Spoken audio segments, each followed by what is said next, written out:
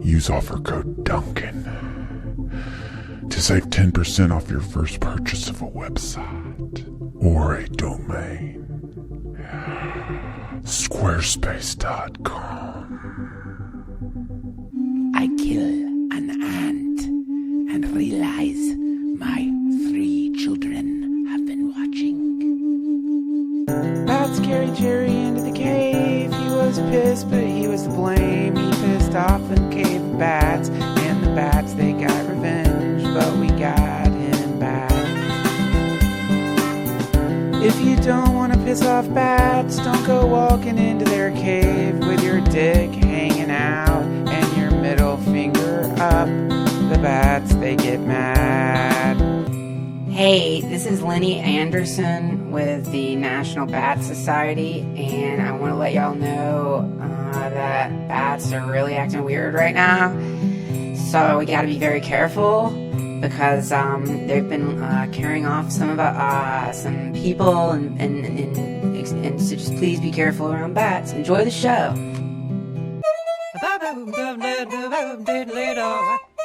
Greetings to you, oh beautiful children of the earth. It is I, D. Trussell, champion of the light, killer of the dragon of Osirius, and wanderer in the fields of grief. If you're a first-time listener, you might not be aware of this, but you're getting over 4,000 aether blocks of energy. That's the quantification of love blasted into your ears right now. And I just want to say it to your ears' face. You're the one that I've been dreaming of. If you're a first-time listener, long-time listener, mid-time listener, half-time listener, or all the way around listener, if you're one of the listeners that climbs underneath the time-space continuum and just sticks your ear into this dimension and listens, hello. This is going to be another episode about death, and I get it. I know that for many of us, just the very topic of death, just the very word death acts like garlic to a vampire. It acts like one of those new bat repellent horns people have been hanging on the side of their house to keep the bats away, which, holy shit, man, not to like totally go off on a completely different topic, but I don't know if you guys have been reading about the swarms of bats that have been descending on people's homes throughout the Midwest. It really is a shocking thing that teaches us so much about the unexpected effects of climate change. We've got toddlers being carried off by bats. They found 3 young children who just had their breakfast in a bat cave. The bats had already started putting some kind of fungus on them to keep them warm. I don't understand it, but when people were talking about climate change, one thing I didn't expect was that the bats would start trying to steal and raise our children. We've got to really stop emitting fossil fuels, or we're going to end up having bat caves just filled with toddlers. And who knows? Why would they stop with the kids? Swarms of bats? I don't know how many bats it takes to carry away a dog, but I bet it's not that many. And a grandfather, I don't know how many bats to carry away a grandfather, probably a lot. But we don't want anything, you don't want anything to be carried away by a bat except for bats or bat food. That'll be the subject of an upcoming podcast with bat expert Vicard Prince from Romania. Death, it's a force field. It's like the, as I continue to sort of ride down the river of grief, and I sure as hell hope I don't sound like I'm like simpering or something like that, because that would, number one, I haven't simpered in a while, and I love simpering when it happens, but or feeling sorry for myself, because I certainly don't. But when you are in grief, when your parents die, it's true that you enter into a zone that you don't stay in forever, even though sometimes it might seem like that. And it's interesting to watch the way my mind is reacting to it, and just all the sort of ideas bubbling up out of the stinking peat moss swamp that is my subconscious. And the fucking dreams are wild, man. The way your subconscious mind starts sending you these beautiful little letters to sort of help you understand what's going on down there in the subterranean layers of the South. And it's mostly good, but it's weird. And I think because of the laws of attraction and the basic sort of tendency to draw people to you that are at your same frequency, I've been having the real good fortune of having phone conversations with people who have also lost people recently. And I'm fine. You know, there's a lot of stuff you start finding out. It's like I have a pregnant wife, a beautiful, wonderful pregnant wife. And now I've got like a backstage pass to pregnancy. I didn't know so much about pregnancy. Like I had no idea that pregnant women gain the ability to shoot lasers out of their eyes that can cause pretty not like third degree burns, but definitely burns to the skin. I also didn't know that pregnant women have the ability to walk through walls. I didn't know that pregnant women could teleport. All these things, somehow they just don't make it into the books about pregnancy. And a lot of things, other things about pregnancy, maybe they make it into the books, but you don't hear about it for some reason, which is like pregnant women suffer, man. They suffer. It's a really, your body is just like suddenly becoming an apartment to a new consciousness. Like your stomach suddenly becomes like a bachelor pad. You know, you suddenly, if you're having a boy, there is like there's a baby penis is in you now, and and I got a baby with like a big head, you know? Yeah. And it's uncomfortable, right? And, it's like, wow, if you're a selfish person, if you have selfish tendencies, which I certainly do, then, pregnancy becomes like a pull-up bar for selflessness. Because it's like, you got your wife who has trusted you enough to let you, blast life-producing seed into her, putting her into a semi-debilitated, progressively debilitating state. I saw this cartoon where like a baby, it was like a funny cartoon where a little baby's like hugging a bladder. That's what happens. The baby just pushes down on their bladder. They can get like some sciatic stuff. It's just uncomfortable. It's uncomfortable. It's uncomfortable. And you don't hear a lot of, for some reason, I don't know. Maybe it's just because I haven't paid any attention to pregnancy throughout my life. None. As far as I'm aware, there's no pregnancy channel, And there's no real courses on it, I don't think. There are probably, but I mean, it's a long time since I've been in high school. And let me tell you, if I had to sit through, like, here's what to do with a pregnant wife class, I would have tuned the fuck out for the whole thing. Because I would have thought, I'm never going to get married or have a baby.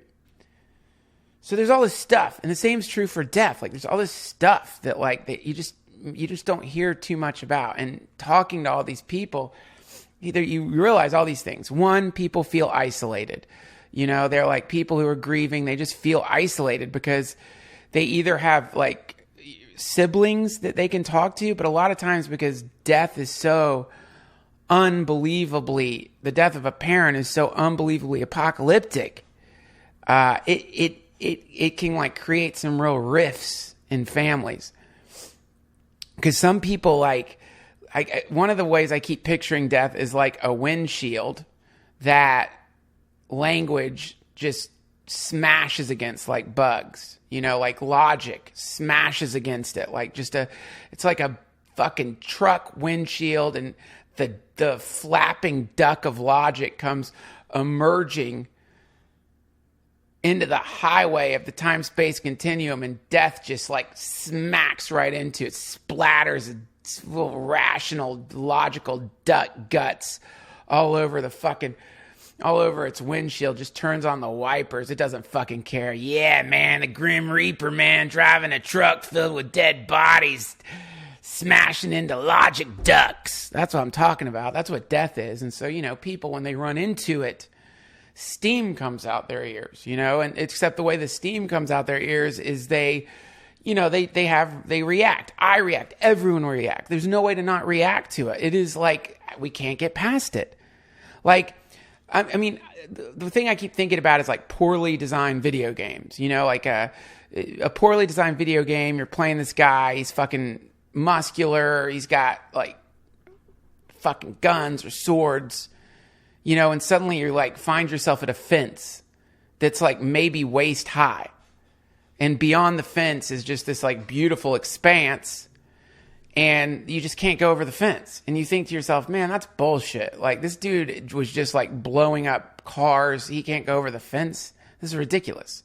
And if the character was sentient and had sort of gotten the idea that he was a free roaming, autonomous being and suddenly slapped into a force field that he couldn't go past, then it would drive him nuts. Like that, if we had an AI living inside a simulation, it would drive the AI fucking up the goddamn wall, probably, to have to deal with the fact that there were certain zones that it couldn't cross beyond. Like, why? There's this membrane, remember that show Under the Dome, which is based on a book, a Stephen King book, where like suddenly this like sort of force field appears around a town. You just can't go past it. And that's what death is. Only it doesn't appear as a sort of geophysical location. It's like, it's something that appears in time, and it appears at the moment that our consciousness leaves our bodies. And so it's just, we can't understand it. We don't know what's past it. It's a force field. It's a wall. It's a veil. It's whatever you want to call it. A fucking the difference between air and water, or this, or earth and sky, however you want to put it. This is a zone that everyone will cross through, but we can't. And so grief and all seems to be a combination of like the slow metering out of heartbreak. It's like your body sort of allowing yourself to release the sort of like growing realization of the impermeability of this particular zone, which is, you're not going to text the one who has passed. You're not going to talk to the one who's passed. You're not going to touch the one who's passed ever again in this physical form, at least as far as we know. And me just saying that, I can feel it. It's like a bubble. It's like you can feel this thing in you that just rolls through your whole body of sadness when you think about that. And it's like physical, and the quality of it is like not unpleasant. That's the really interesting thing. There's a sweetness to it. It's this love. It's like all the love. This is, one of the things Krishna Das told me once. The longing is the grace. And the longing, not just for God or for realization or for someone that you're missing, or for someone, but also for someone who is past, is a strange type of connection, a sort of psychic tendril that I think sort of goes out of the time-space continuum and connects directly with those that we have lost. And that feeling, that sweet feeling, that's the communication, I think.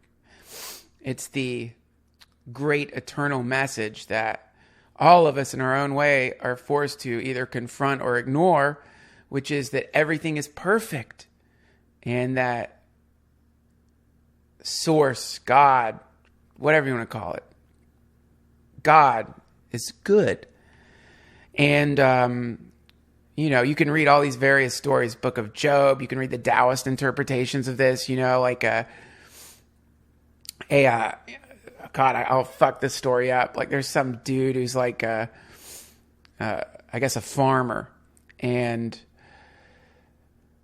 his son is like, helps him around the farm, and his son falls and breaks his leg, and it's a disaster because who the fuck's going to help him around the farm? And so his neighbor is like, oh my God, this is terrible. And the farmer says to his friend, we'll see. And then some soldiers come by, and they're like enlisting people for some war. And they're like, give us your son. He's going to join the military, go into these brutal battles. but his son has a broken leg, so he can't be enlisted. And so his neighbor's like, whoa, what great luck you have. And the farmer says, we'll see. And the point is, it's just this like,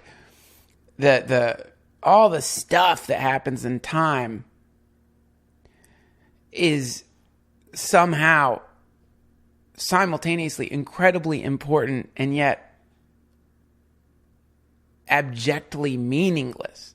Like on the level of time, it's the most important thing. We must love each other and be kind to each other and compassionate to each other. And somehow coexisting with this is this sense that all of this stuff that we're in is just like vaporous fog being blasted out of a smoke machine in some kind of interdimensional dance club that we call human reality. And it's like, it's cool and it's beautiful, but it's to become too obsessed with the light show is to miss out on the music. And the music seems to be emanating in through a speaker that is connected to something outside of time. What the fuck did that mean? And that's what happens. The window opens up and you see it. It's like if this is, as some say, spaceship Earth, when someone dies for a second,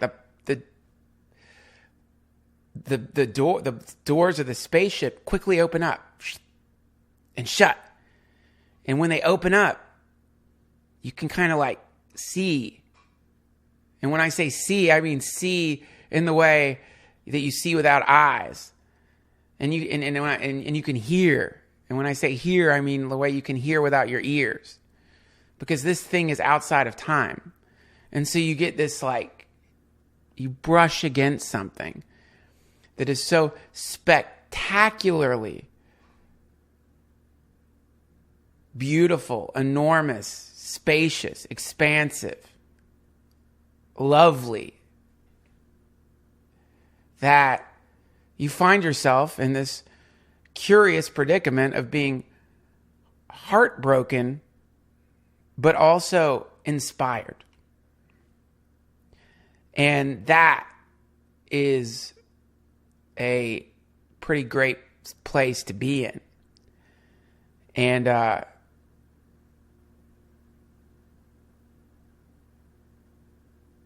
though I don't think I'd necessarily want to stay here for forever, I'm not like going to rush out of it. And besides, it doesn't matter. You can't control it. So that's what all the people I've been talking to, and my therapist and the grief counselors are like, yeah, it's going to come and go. You can't do much about it. You're going to be numb. You're going to feel fine. You're going to be heartbroken. You're going to be manic. All the shit. And it's cool. The best thing is just to be like, oh, okay, this is where I'm at right now. Some days you're going to be fucking, Nick Drake. And some days you're going to be Paul Simon. If that makes any sense. That's what a 44-year-old would say.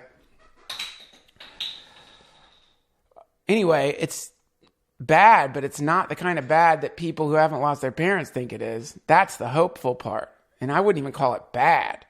It's just a sort of unexpected education that I'm experiencing. And because of that, I'm going to be talking about it a lot in the podcast. And I hope y'all understand that I'm talking about it not in the way that in the past I have edgelorded, as they say, and have been like, you're all gonna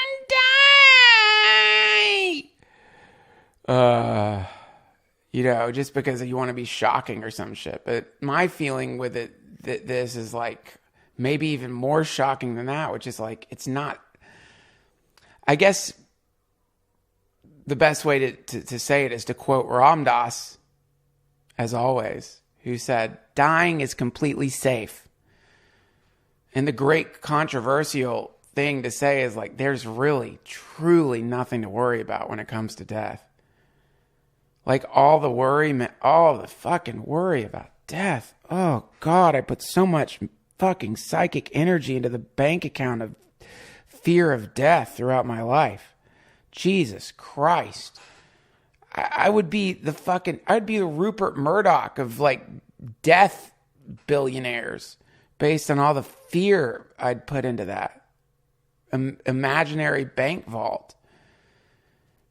And to like have that sort of paradoxically the fear of death go away just by watching someone pass who you've known your whole life.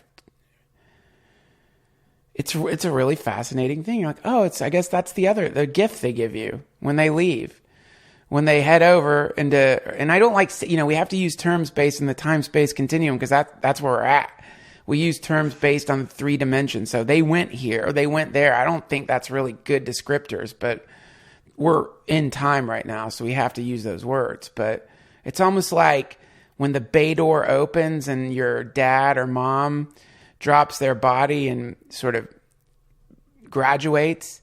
It's almost like, in movies where the fucking door opens, there's this vacuum and all the shit gets sucked out of the spaceship. Actually, in Alien, I don't want to ruin it. If you haven't seen Alien, what the fuck? In Alien, they open up that pod door. I think she opens it to try to get that little skittering cunt out of there. I don't remember exactly. I think she had to throw like something at it, or I don't remember how she got the bastard out. But this thing opens up and sucks out a bunch of stuff. And not only does it suck out your parents, but I think it also pulls some of your own darkness with it, like some of your own density. It's like that's the gift you're the one you love when they leave. They're like, hey, let me take your trash. Let me take out some of your trash. And then it's gone. And so there you are, grieving, missing, longing, yet simultaneously a little lighter than you were before. So that's where I'm at right now with my sweet, beautiful, darling friends. We have a great podcast today with a wonderful comedian who has a special out. Her name's Shawn Pelofsky. We'll be talking to her. But first, some quick business. Squarespace. This episode of the DTFH has been made possible by my longtime supporters over at squarespace.com. Head over to squarespace.com/Duncan for a free trial. And when you're ready to launch, use offer code Duncan to save 10% off your first purchase of a website or a domain. I have a Squarespace website. You can see it by going to duncantrussell.com. Squarespace is fantastic because they have come up with an incredibly easy way to create really pretty websites using beautiful templates created by world-class designers. They've got powerful e-commerce functionality that lets you sell anything online and the ability to customize look and feel, settings, products, and more with just a few clicks. It might be a cheeseball thing to say, but I'll say it. Who gives a fuck? Websites are a canvas, and you can actually put some pretty fantastic blasts of chaos through them if you're not interested in working on a business. Websites are incredible. Obviously, the internet is a controversial spot, but my God, there's so many opportunities to create what I think has unfairly been called fake news when it should be called art news. There's a million things you could do with a website, and Squarespace lets you do whatever it is that you want to do, including something that they're rolling out right now. I got an early invite to it. And I'm sorry, Squarespace, this isn't listed on my sheet of things to say, so I hope I'm allowed to say this, but they have this new email campaign program which helps you blast out email blasts. And I get like email blasts from like all kinds of places and it makes me really pissed a lot of the time. But boy, it's fun to make those things, man. And Squarespace now has this like seamless way, or they're rolling it out. Sorry, this may not be available right away right now, but I'm sure it's going to be eventually. But you can sort of like, it helps you send out big fucking email blasts, which is fun to do. And I mean that, like, in the sense that it doesn't have to be like, hey, buy some of my fucking hamburgers or whatever it is, which is what I usually get. But you can do like old school shit with email blasts, which maybe it's like, actually, I'm just figuring this out because I'm a dummy, but like zines and stuff. It's an interesting medium. That's what I'm saying, man. So if you want to make a Squarespace website, why don't you head over to squarespace.com/Duncan for a free trial. You don't even have to pay anything or put any data in. You can just check it out and see if it works for you. And if it does, and you like it, and you're ready to launch, use offer code Duncan, and you will get 10% off your first order of a domain or a website. Squarespace, it's a really cool thing. Check out my website. I love it. Every time I reuse Squarespace, I'm pretty blown away by how easy it is to very quickly whip together an awesome site. Here's a cliche thing to say, but I'm going to say it anyway. It's fun to send letters. It is. I'm sorry. Write a letter. Just try it. Write a letter. Look at your handwriting. Be amazed at the fact that that little appendage sticking out of your torso is able to transform your thoughts into lines that someone else's brain is able to turn into actual words. Holy fucking shit. And then imagine that when they get your letter, they're going to be like, whoa, this is a handwritten letter. What am I, back in the early 80s? This is incredible. It's a powerful expression of love to send a handwritten letter to somebody. But if you want that sweet little letter to make its way through the circulatory system we call the U.S. Postal Service, then you got to put a little magical square on the thing, and that magical square is called a stamp. And to get that stamp, you got to go roaming here and there, unless you're using stamps.com. That's right. With Stamps.com, you can access all the services of the post office right from your desk. You can buy and print real U.S. postage for any letter or any package. It's all available 24 hours a day, 7 days a week. Just click, print, mail, and you're done. We've used Stamps.com for our merchandise. And as someone who feels like I am being shot by pellets covered in acidic oils every time I go into a public space. That's not all the time. I'm not Boo Radley or anything like that. But look, man, if I'm wandering around outside these days, I like it to be in my backyard or just on some free roaming mission to take a long walk through neighborhoods or ride my bike. I don't want to exit this beautiful bubble of glory I call my home to buy anything, whether it be stamps or anything. That's why it's so badass that you can just print stamps out on your printer. And right now, you can use DTFH for this special offer to get a 4-week trial with Stamps.com. That includes postage and a digital scale. That's right. You can use DTFH for this special offer. You get a 4-week trial. It includes postage and a digital scale. All you got to do is go to Stamps.com. And before you do anything else, click on the radio microphone at the top of the homepage and type in DTFH. That's Stamps.com. Enter in DTFH, and you can start printing out the magical tickets of envelope teleportation that we call stamps.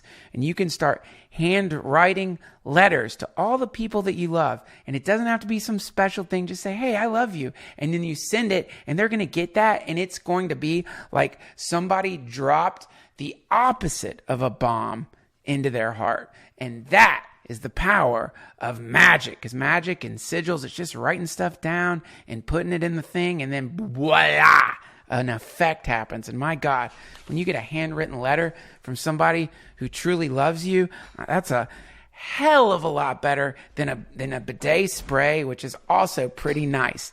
That's Stamps.com. Thank you, Stamps.com, for sponsoring this episode of the DTFH. We've got a store ourselves over at DuncanTrussell.com. Go check it out. We have all new stuff, crazy stuff. hoodies, mugs, beautiful creations, man. We have completely renewed, refreshed our shop. So if you're looking for some cool new DTFH ceremonial garb, if you want to just be blasted with glory, if your glory volcano has not been erupting and you need a glory volcano to shove your face in and just get that sweet, salty spray of glory, then head over to the DTFH shop and be amazed. Thank you to my Patreon subscribers.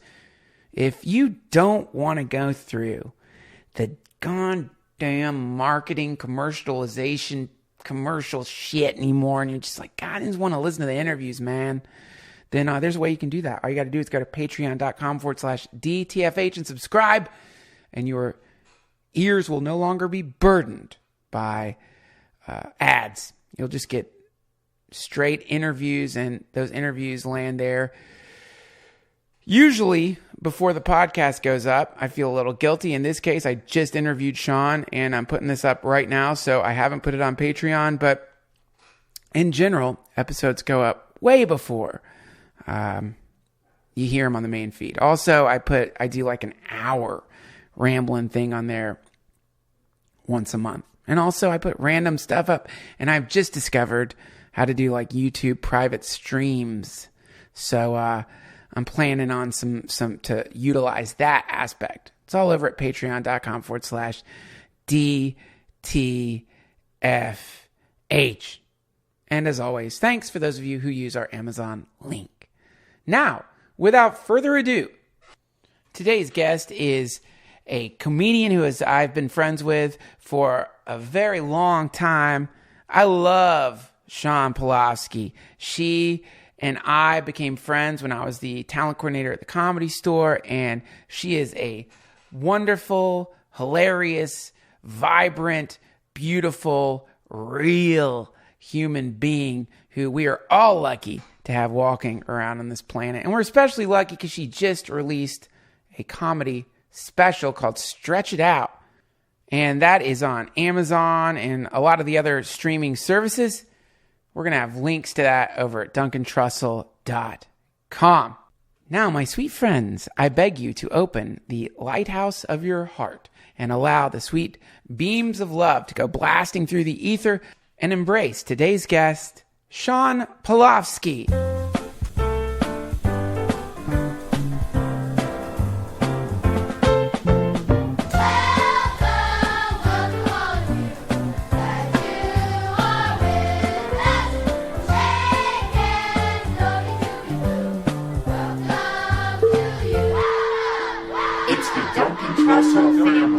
No more mystery at all. Did you watch all those? Which ones? There's like a million. Yeah, but when the 20-year anniversary came around, there was one that I think was like 2 days worth where detectives got together and they brought in experts that handle trials and cases and murder cases. So they brought in like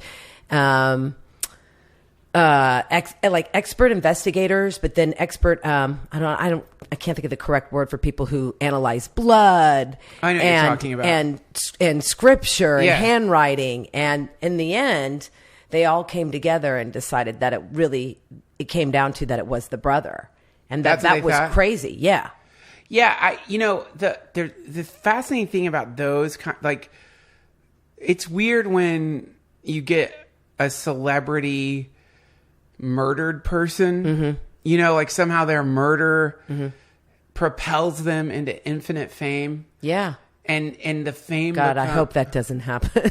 That's not what please, God. Yeah. I've worked so hard. I mean, I guess like TMZ can't get to you, right? But like, you see that shit and it's one of the most bizarre fetishistic qualities of Western society is our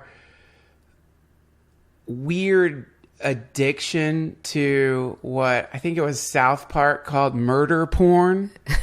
Really? Have you heard that? You've never heard that term, murder porn? I don't think I've heard of murder porn. Murder porn is Forensic Files. Murder porn is the First 48. Murder porn is true crime. Murder porn is anytime you find yourself watching a detailed account of someone's murder, and it's also in the continuum of okay, so like in the old days we had freak shows. So if you were bored, I guess you go to a carnival, and for 50 cents, right? Yeah.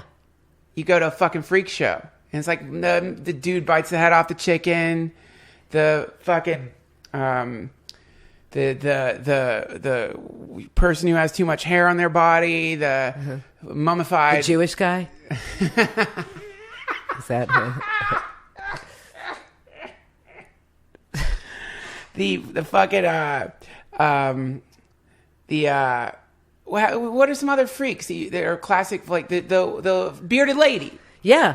And they just call it a freak show. Yeah, and then people would pay to watch those, and then that was the entertainment. You'd go in, you'd sit in a seat with no guilt at all, Yeah. I guess. And these people who are just people, people with hydrocephalic people, or Yeah. people missing limbs or whatever. People missing limbs that maybe have like a mermaid's tail attached, or Yeah. get wheeled out on a stage. Maybe they'd sing a little song. Right, or like the Elephant Man, that whole story. Fucking with Elephant the Man. John Merrick and and he has the bag over his head. Yeah. Like, do you know what I mean? He had that, like, it was like a sack. Yeah. That he cut. And as a kid, when I watched the Elephant Man movie, I was mesmerized by that. One of the best movies of all time. I was mesmerized because it just, he was, and it was his voice, Yeah. it was like, I'm not, and the way that society treated him, Yeah. like really pulled a heartstring in me. And that was real. I mean, that's like what it used to, like, if you were like that, your chances in society were like not that great. So Yeah. how do you make money? You go to the fucking carnival, you start working in the freak show, and then suddenly you have the camaraderie of other people who Yeah. have been sort of ostracized by normal genetic symmetry, and then at least you have a family. And so anyway, now we can't do that. So like if the Learning Channel had a show called Parade of Freaks, Yeah. and put the exact same people that they put on their show in an informational, as though it's like an informational thing, like Hoarders, Yeah. and so we sit and watch Hoarders and we pretend, Yeah. because the narration is being done in a kind of like info way, like, you know what I mean? The story is being told in a kind of like, But it pulls you in because it's something different and maybe something that is nothing close to the way you live or your lifestyle. And it's unfathomable to think that some people could actually live this way. Right. So yeah, I could. There's a total attraction in that. Right. Did you ever watch the show Obsessed?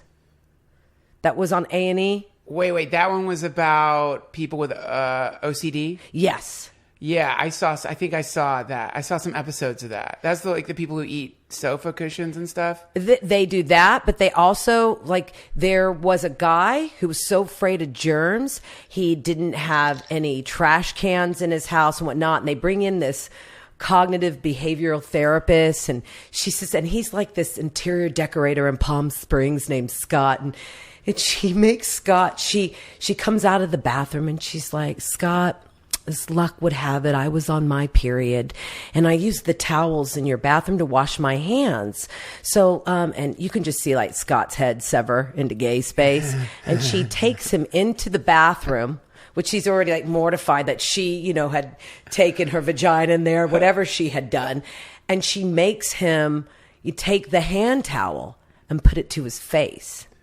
And she's like, Scott, put the towel to your face. He's like, I can't. She's like, put the towel to your face. So he puts the little towel to his face and she's like, Scott, she's like, what do you feel? And he's like, I feel endometriosis, vaginal secretions, fibroid juices. I'm like, Scott sure has a lot of things Wow. on. That's what he got from that towel. But it was so That's incredible. You Scott's can't. face is like one of those gas, those machines where you put gas in it. Scott's got a lot of vaginal problems for a guy. He's got a very sensitive Yeah. face to But he went, detect all those chemicals. How he even knew what endometriosis is. He goes, I feel endometriosis. I was like, how does that get to your face? Holy shit. But it's something like you watch that and you're like, you at a part of you is kind of laughing. You're like, this guy is ridiculous, but this is this own guy's personal demon, is these germs. And you watch these people and you're like, oh, I kind of feel good about myself. At least I'm not that guy who can't have a trash can in his house. That's right. That's what it is. Like, we all huddle in our fucking living rooms. We look at these people who are in a hell realm and have been discovered by some producer. That's the other interesting thing, is they have to cast this net somehow where they're like, we need to find people who are really, really, really doing weird shit. And that means that there's pitch meetings. Yeah. Where someone's like, hey, look, I heard about this dude, Scott. He can fucking detect endometriosis. His face is like his face can feel endometriosis. Yeah, his face knows. His face is like a fucking microscope. How do you get ovarian cancer on your face? Ask Scott. Yeah, right. And then they're like, all right, that looks good. So let's do that. Or like another way to put it is like, so now I don't know the statistic on this, but on any given day, there are a certain number of children around the planet who are murdered. Unfortunately, there's that many people. And on any given day, and probably in America, there's a certain number of children who, because of neglect or abuse, they drop their body. And so when Nancy Grace had that show, she was having to pick which murdered children to put on the show. And you have to watch that, because it's like, and I don't think she gives a shit, Nancy Grace. It's all, she gets the viewers. People want it, but people are so wrapped up and interested in cases and things like that. I personally think, because I myself am a little guilty of that. And you know what I was really guilty of? When the 3 girls in Ohio were discovered. One ran out. It was Amanda, not Amanda Bynes. That's that. Amanda. Why am I freaking? I cannot remember. Okay. I read 2 books, but there was a couple years ago, the 3 girls that were kept in that house in Ohio by a man for 10 years, and one like broke out with her child, and the neighbor like helped them out of the screen door. Oh yeah, I know what you're talking about. Yeah. And the guy's name was like Castra, like his last name. He ended up hanging himself in jail. But if you read the books, one girl Michelle Knight wrote the first book, and she was the first one that was kidnapped. And then it wasn't till like years later came the other 2 women, and then they co-wrote a book together. Fuck. And when you read the details of what went on in that house. But even when it hit the news, I think I was working in Boise or something, and I just watched CNN, just kept it on, and it was the same report over and over. And I just stood in front of the TV crying, because I just couldn't believe that society failed these 3 women. Yeah. And that neighbors, sometimes people would see like young girls with this man and wigs on and sunglasses by the trash can. Yeah. And nobody said shit. Anything. Police, his daughter would come over for like a brunch, and he'd have them locked up in different parts of the house. Yeah. Like, how are you somebody's daughter that you don't know, that you haven't even been through your father's house, that you can't sense? But he would lock them in a van with helmets over their head. And the detail and the horror of this. And then you see something like the 12, I'm not an alarmist, I promise everybody. But then you see like the 12 kids that were in California with the father and the mother, the Turpin family, where they all look like they're in the band, the Monkees. Yeah. And that guy held 12 kids. He had them handcuffed to bunk beds. And this was going on for a very long time. Yeah. And what I think is this is going on in America, and there are so many more of these, and that I feel like I want some military or troop or police. I want people knocking on people's doors. You know why I think people love watching this shit and reading it, and why I love watching and reading it, you know, and is because like in a like all of us in our own way because we're incarnated temporarily in a dimension where there's so much suffering, are handcuffed to a type of bed that we created. Like we're all trapped, we're all freaks, we're all in the corner, we're all backed into a corner, and dealing with our own imprisonment, our own generally self-imposed imprisonment, is way more difficult than watching like another like a hyper intensified version of what's happening to almost every single person, which is that like we're all like, if you scan your life, you're attached to some shit. Like in that case, those kids were literally attached to a fucking bed by a lunatic. Like that dude had to go on Amazon or go to some fucking weird shop and buy 12 pairs of handcuffs in a monkey's hairdo. And like, first of all, like, how do people, it's like, I know when I walk into a room, I scan that room fast. And even when I'm eating or I'm out or even when I'm doing comedy, I can tell you, I can see people's energies. I can see things going on. And I'll tell you, when I feel something is wrong or off, I'm watching because I'm aware and I'm not walking around with my head up my ass. But I think people are so self-involved, don't pay attention. And meanwhile, in your neighborhood is this person who's moved to not just one, but he moved over a period of time with his wife to like 4 places. They took their kids to Disneyland. Someone didn't notice. Maybe something was completely off. Well, did you see the that there's who was it? Alfred Hitchcock directed I can't remember what it's called. It's very sad. It's a documentary on the Holocaust. And what they did was they had the... now we're going to get really hilarious. Let's just...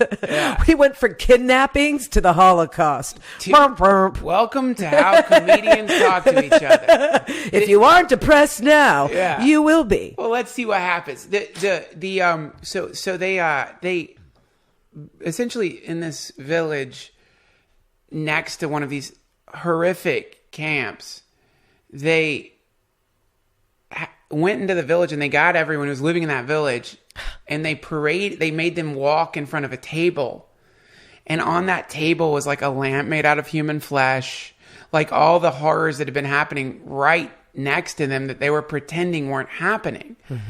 And they did that to like show them like, hey, look. And then if you want to go further back to another time, when you like one of my favorite verses in the Bible is when Jesus is being crucified. I love it because it's one of those verses that you hear, and you hear it one way at first, at least for me, and then over time you realize it in a different way. But so Christ says, "Father, forgive them; they don't know what they're doing." So when I first heard that, I thought it meant they don't know who I am. Do you know who I am? I'm the Son of God. They don't know who I am, right? Well, that's just one level of it.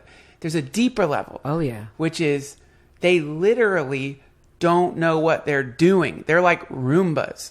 They're just like spiritual machines that are kind of stuck in a pattern of denial and acceptance, and they have no idea what they're doing, meaning like we have to forgive them because they are unconscious. They're zombies. They're sleepwalking. Are you going to like there's a in the courts, it's called temporary insanity, where someone does a homicide and they're shown they were like they verifiably weren't there. They had a fucking seizure of insanity and they did something rotten and they came out of it and they're covered in blood and they're like, what the fuck did I do? So that's temporary insanity, and people get off on that if you can prove it, and it does fucking happen, right? But I hold those people who lived near those camps. I mean, what did they have to do? Make the knock worse? Like, how can you ignore that there are people, human beings? But then again, people don't value human beings. People, I would say, probably value animals more than they do human beings, and I'm witness to that, and I'm that like really pushes on my sensitivity chip because I see people and why are we on this world if we can't help one another and just be kind to one another? I know the business that we're in comedy, and it's this, get up there, make people laugh, which is almost another type of service that you are at least providing to people, no matter how dark or whatever's going on inside you. You're up there to almost provide a service for people, either to forget about what has happened to them that day, or maybe what's going on with their life, and maybe bring a moment of joy to them. Absolutely. I mean, this is the thing. One of the things I've been thinking about a bunch lately is this. I have a guru, Neem Karoli Baba, and he has dropped his. You have him too? What? I'm just kidding. Really? Maybe you're not. My guru's Neiman Marcus, Duncan. Close. But the one of the things he said was very simple, which people would come to him, and they would say, "I want to develop. I want to raise my Kundalini," and that's a way of saying, like, sometimes, like, when you get around, like,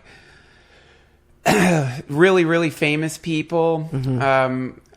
Like, once I got lucky and was sitting next to Dee Antwoord, which is this, like, amazing band. I don't know if you know they are on the plane, but like you're sitting next to them and you're trying to identify how much of this is my own projection onto them and how much of them is actually, like, radiating some kind of crazy energy. Yeah. Well, that's Shakti is what it's called, or Kundalini Energy. And so, like, Ram Dass, one of my teachers, radiates. That's a thing you can cultivate. And but when you get around really, really famous people, they have this they radiate this field of I know that very well. Yeah. You do have a wonder. My dogs came galloping. Oh, your dogs. Duncan's number one fans apparently are, I thought it was gay men, but now it's Duncan's dogs. They're so cute. Well, my God. I mean, to me, it's like, I'll tell you, if, like, I mean, where I'm at in my life, if, like, gay men and dogs love you, you're doing something right. I hope so. And when when you get around someone who's, like, severely famous, who's, like, really done it, then there's a term that one of my friends, Jason Louv, used. I hope I don't fuck up the way he said it, but it's called warping the room.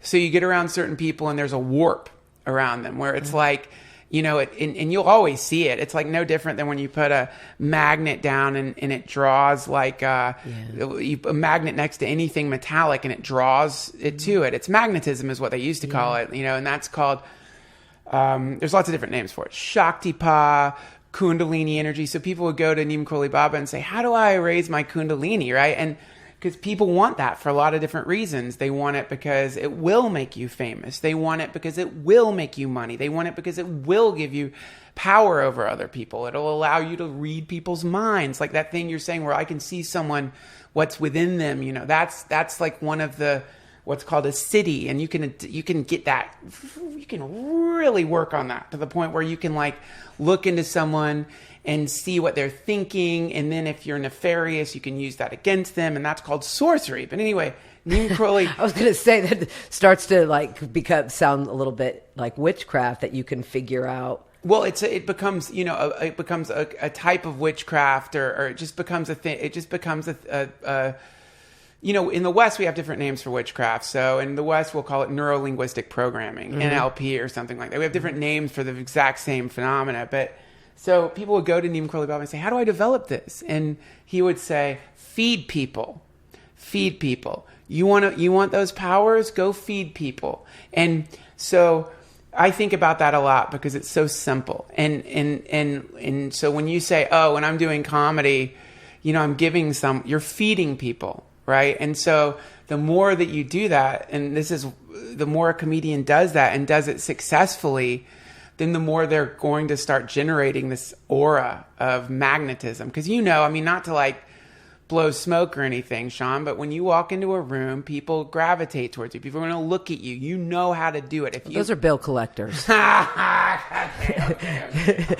Every funny person I know has developed a type of, you can use this language for it. Here we call it talent, but it's a city, which means that if you want to, when you're in a group of people, whether it's on stage or not on stage, you can start doing a series of actions that are kind of hypnotic, that are going to induce a reaction that's going to make people laugh. right? That's a city. You've developed this kind of thing, and that comes from feeding people. And the way you've been feeding people is with your hilarious fucking comedy. And so it's like comedians are always a little magical, you know? And some comedians are dark, or sorcerers, and some comedians are like shamans, you know? Like, but I've never met a comedian or a funny comedian that isn't magical. I've never met a hilarious person that isn't either overtly or subconsciously using a type of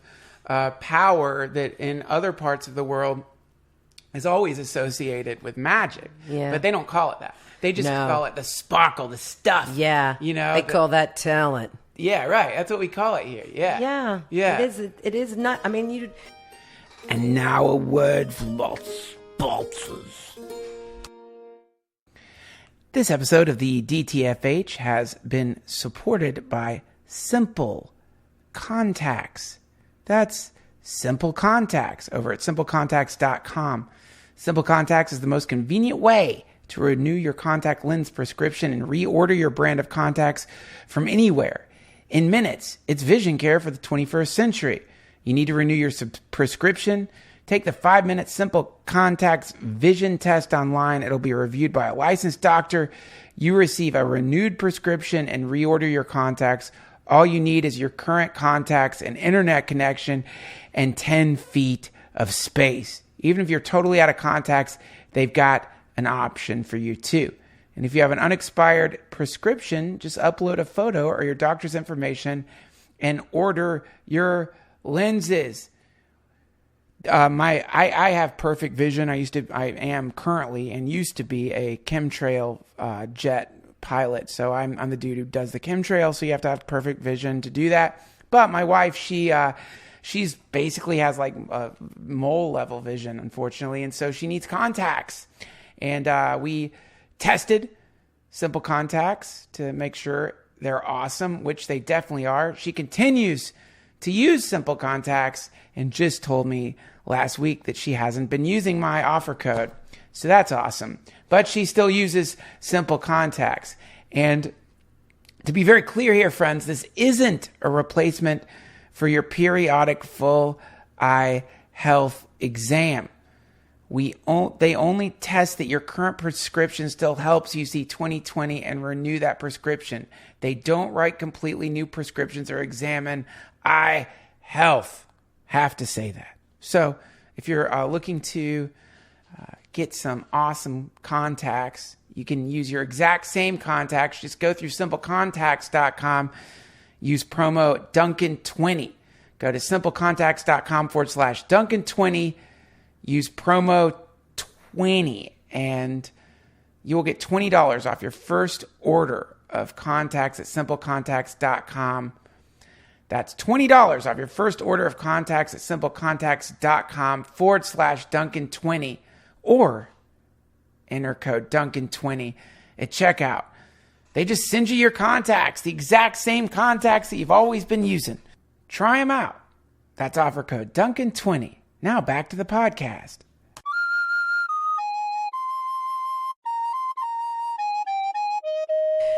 You would hope that it's like you can attract people, you know, in this business when you get up there and you do your thing and there's a vulnerability to every person that will stand on the stage. It's like you're naked and you're saying, hey, and there's that comic mentality. But I think people like this in general. Like, I hope they like me. I hope people like me. And you put yourself out there. And I generally do like people. I am a people person. I've always been an extrovert. I've always been outgoing. And even when I grew up different, I grew up Jewish in Oklahoma. There weren't many of us walking around.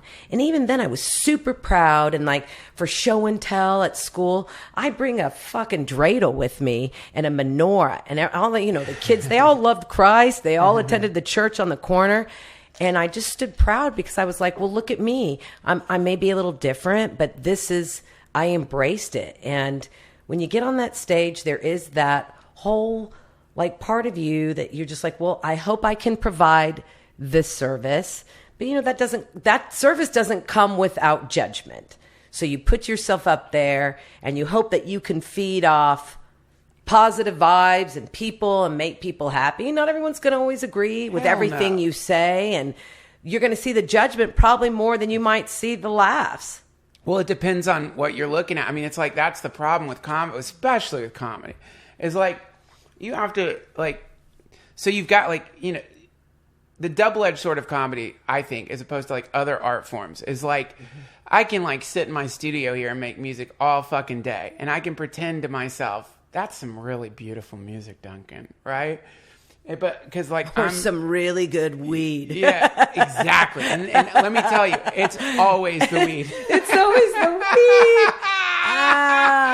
It's hilarious. Every once in a while, maybe something. I got a top 10 hit. No, Yeah, it was just the Jamaican roast. You know what it's like when it's like 2 a.m, you're fucking baked, and you're looking at your hands scrawling down what you feel is like the channeled divine wisdom of the universe, and then you like wake up in the fucking morning and look at it and you're like, oh shit. I have to tell you though, I have only been high once in my life. And it was, I thought I was going to die, and it was in Amsterdam. Was it marijuana? It was full blown marijuana. And I thought, because I work mostly a lot on all gay male cruises and I perform on them. And so I thought, it would be funny to open my show. I had my videographer with me. I'm like, it'd be funny to open my show like Shawn Pelofsky's never gotten high in her life until today. And so I brought like all these props and things with me in case it would be funny when I got high. Oh no. And we sat in that Amsterdam cafe. Bad idea. It's just, it was all bad. Like, I don't know why I became the Carrot Top of getting high, but I lugged all this shit with me. And I literally get there and I'm like, okay, I was raised by two parents that always like, drugs are bad for you, stay off drugs, Sure. go, get straight A's, become a doctor, whatever the case was. And so I was always I never really did. I mean, I had alcohol and I would drink and party, but drugs I never touched pot. But I thought, okay, I'm in Amsterdam. This is legal. Let's get a really funny video. Sure. And I had 5 friends with me, and they brought me like a spliff, and I did the pot with the tobacco. And it must have been about like 3 feet long, this spliff. Oh, no. I smoked the whole thing. Oh no. An hour went by. I said, this shit isn't working. Oh, no. How am I the only person that pot does not affect? I've never had pot. And I was literally like, I was so nervous. I was like shaking, holding pot. You would have thought I was like, like raping a full family. Like the way I was so nervous that I was going to get caught with anything. So then they're like, okay, we got you this stuff. It's full blown marijuana. This should do the trick. And then I smoked almost half of that. And I was like, it's not working. So I don't know. I'd been smoking for like 3 hours. I mean, and then at some point it kicked in. And then all I remember is that, I remember grabbing props. I remember like doing that. They filmed something. And then I remember blacking out. And then I remember walking, and I could hear myself talking, but I was like 30 seconds behind. Oh, no. And I was comparing pounds to euros. Like, who gives a fuck? Yeah. Why am I doing that? Yeah. And I turned to my friend. I said, am I high? He said, yes. I said, am I in Amsterdam? He said, yes. I said, am I walking? He said, yes. And then 6 hours, I was so fucking high. I was talking to trees. I thought Kathy Griffin was coming to take my non-career. I had no idea. Shit. It was not a good experience. You got paranoid about Kathy Griffin? Could you believe that? No, I can believe it for sure. Like, no, because the mind is like so, like you're like the discursive mind. Like when you get stoned for the first time and you overdosed yourself, and when you sure did. Yeah, you overdosed, and like when you overdose on marijuana, what happens is that part of your mind that like puts you in a bad mood takes over. Because that part of the mind is wrong. But I had 5 friends that watched me none of them were really smoking. Yeah. And fuck that. I had read like the pamphlets in the Amsterdam cafes before that said, they had all these steps. If you feel really high, pour sugar into water. Had you ever fucking heard of this? Sounds like a bunch of hogwash. I mean, but I remembered that, and my friends all went to dinner, and I'm talking to a tree, and I came in and then put the put the sugar. I put pounds and pounds of sugar into the water. No. Nothing. The video came out really funny. It did. That's great. I can't find it. I don't know where it is. It was on like a DVD. And I think my husband was the only one who ever saw it because we had just started dating at the time. But I didn't do well. And it made me so nervous to ever like do it again. Yeah. Well, you overdosed. Apparently. I mean, this is the fucking problem. I'm a terrible drug addict. Yeah, so yeah, you just OD'd. Give me all the heroin. I mean, yeah, terrible. So my mom would say the same thing. I'll never smoke marijuana. Did she tell the one time she like overdosed on weed and like, you know, I had the spins and I was paranoid. Yeah. And it's like, so I'll never do it again because marijuana is fucking horrible. It's like, that's like saying like, you know, wine is like a poison because once you drank 3 bottles of wine, you know, and you were vomiting for days. The other funny thing that you were saying is like so many people would be like, you know, my parents, they weren't into drugs, you know, they would just drink. And it's like, oh, you mean your parents were doing the most destructive drug on the planet? Yes. Like they did a study, they did a wonderful study. This guy, unfortunately, his name is Professor Nut, which is like really it fucking annoys me because he's like a genius. His sidekick, Professor Balls. Yeah, it's just like I know. Why does his name have to be like that? It's like Professor Bongo, Professor, you know, Professor Choo Choo.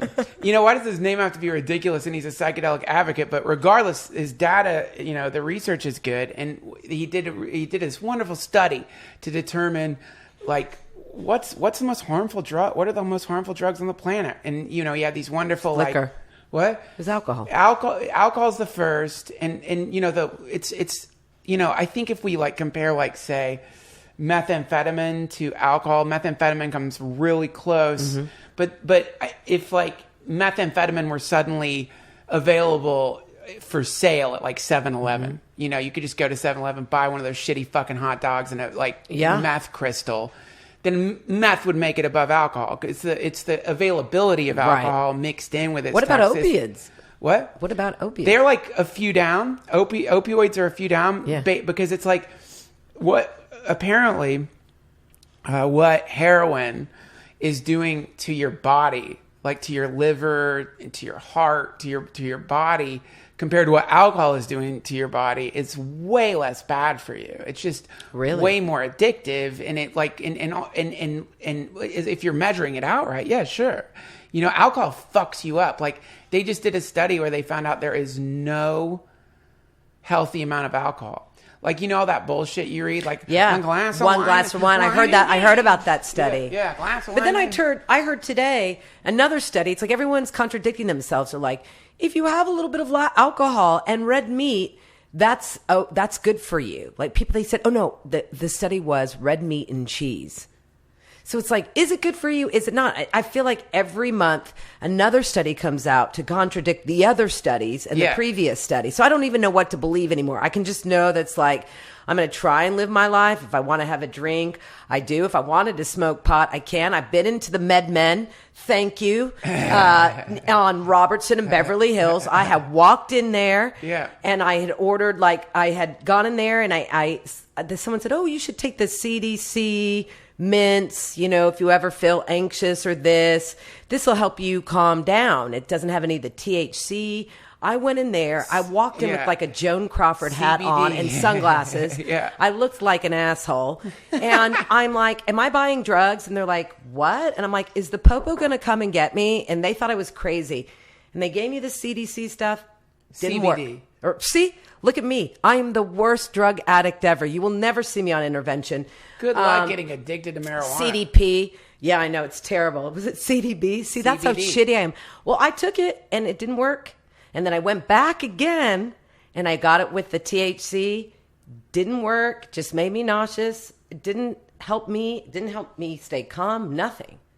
Yeah, it's like I went to this the CDC, the Center of Disease Control. See where my Jewish mind is always like, do I have that? Jesus. They you know, there's like everyone. That's the other thing is like, because of this awful prohibition on drugs, there's this assumption that everyone's body reacts to marijuana or other psychedelics the same way. Like everyone's genome is a little different. So people have different reactions to certain psychedelics. So it's like, one of the beautiful things about the fact that they've begun to study psychedelics again is that there's wonderful things you could do by just analyzing people who have like rough reactions to marijuana, let's say, or to psilocybin, and then Would I be one of those rough reactions to marijuana? You might be. It's a phenomena that comes up where people are like, I can't get high. And so weird. And what is that? There's a lot of like potential answers to that. Who the fuck knows? From like the woo-woo side of things to like something to do with the cannabinoid receptors in your brain, and then maybe like the cannabinoid receptors. Does that have something like what? I don't know. By the way, this is pure 100% bro science. I have a doctorate in bro science. Who the fuck knows? I've got a lot of science. I got a lot of friends who are like doctors and scientists, and when this shit starts going, they're just like, what about chemical makeup of people? I'm sure that plays into effect of how people react. I mean, like, how does that explain genetically if people if they've had an alcoholic parent and then they become alcoholics? I think that there's something. Yeah, it's genetics. Predisposed. They were trying to fit. So like now, what they want, this scientist I met at a psychedelic conference was telling me that they're working on analyzing people's genomes and seeing if they can figure out what psychedelics are just probably statistically not going to work for you. So if we lived in a civilized society where alcohol was not the only legal route to shifting our consciousness through some chemical, then theoretically you could have a genetic test done and they would be able to tell you, oh, don't take mushrooms. You're going to freak the fuck out every time because of this or that. Now, that's science, right? Now, if you were to go to the other side of the charts to like the world where mushrooms are actually like a healing plant medicine, and you look at the concept of the human entity as a kind of temporal sponge that has absorbed a bunch of darkness and trauma, then you could say, well, the reason you're going to have a rough time at first with the mushrooms is because all that trauma that's inside of you, you've been desperately trying to ignore with every single fucking drink you've been taking, and with every single shitty relationship you've been getting into, and with every single fucking thing you've been addicted to, and with every video game that you've been playing, and with every sleeping pill you've been taking. All that fucking darkness is going to be pushed out of your body by the healing medicine. And when that starts coming out, you're going to see it with your conscious mind. And when you see it with your conscious mind, it's going to scare the fucking shit out of you. And that fear is what we call a bad trip. When reality... You had a few of those? Yeah. In the early days, I did. When I was still like purging myself of this shit. And like, it's kind of like a bad trip is a lot like eating, going to, let's say... I don't know, fucking like Wendy's in Panorama City. I don't know if you've ever been to the Wendy's in Panorama City. I can't say that I have. No offense, Wendy's in Panorama City. I went there. I don't know if it was you, and I don't know if it was. Let's just forget it. I don't want to get sued by fucking Wendy's. I'm just saying, like, it's like eating a lot of really bad food and then vomiting and looking in the toilet and being like, oh my God, that was inside of me. And so that's a bad trip. A bad trip does, in a period of like 6 hours, what a great therapist is going to do over the course of maybe a couple of years, which is like very gradually allow you, if there's something that needs to be released, to release it. Whereas which is why it's great to the model for mushrooms was usually there would be paired with the mushrooms a person called a shaman who would be there to help you. Because that's why ayahuasca is so popular, and people will just take trips and trip out on that. I think I'm just too nervous to do something like that. Oh, right. That's right. Yeah, we're nervous. And then you would say to the question, why are you nervous? Who wants to be there to like, I feel sorry for the shaman that's got to deal with all my neuroticism. Like, I could just see that shaman like, No, I quit. I quit. This one is too much. Barbara Streisand is too much for me. I don't know why I made the shaman Arab, but I just did. I did. Well, I would Aren't love shamans? that. Yeah, usually they're Arab Latin. shamans. Yeah. There are Arab shamans. Yeah, but they're I'm usually sure. the ones like in Latin America where people go to do the ayahuasca. Well, we, as comedians, usually when I'm many comedians that I've met have like a lot of pain they're carrying around, Yeah. and like they're afraid to put the pain down for a lot of different reasons. And like one of the reasons they're afraid to put the pain down is because they think if they put the pain down, they'll stop being funny. And I've like seen that many times where comedians are like, fuck that. Like, I don't want to be happy. I don't want to feel good about life. I don't want to feel like all fucking like, yeah, everything's perfect or I love everyone. Because then how am I going to write my fucking jokes? My jokes are a deconstruction of fucking society, motherfucker. And if they're not that, they're like based on a kind of like, whatever. So the idea is like, if I remove the pain, then failure awaits. I don't know if that's you or not, but I know I've been in that place before. This ridiculous idea that if you don't self-flagellate, you're going to be in some kind of like God will start hating you or something.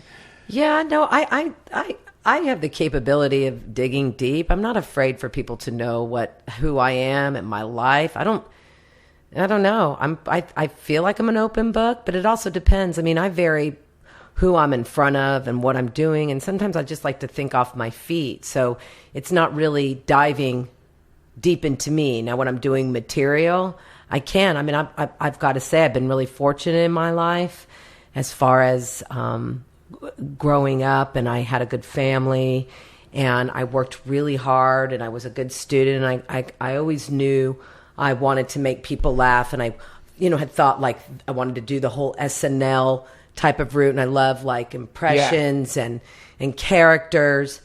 But as time's gone by and as I get older, I experience, I do experience more pain. You have more life experiences, and they're real, and they don't prepare you for things. I used to think I'd see these True Hollywood stories. I'm like, I'm never going to get there. I'm never going to get to the top. I don't have an True Hollywood story. I didn't do this. I didn't get caught here. I wasn't arrested.